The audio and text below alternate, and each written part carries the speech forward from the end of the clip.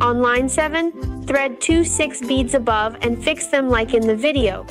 At the beginning, tie a double-sided bottle knot to secure it. After fixing it, tighten the rope. Then the small eyes of the creeper are done. Next, tie another complete double-sided bottle knot.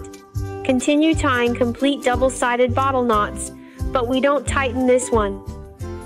After striking it, gradually shape a big wing for it and keep on creating a small wing behind it and elongate it. After both wings are made, we push it tightly so that most of the dragonfly's body is done. Then we continue to make 2 to 3 complete double box knots, and then we use them as the dragonfly's tail. Here I made a total of 3 complete double box knots.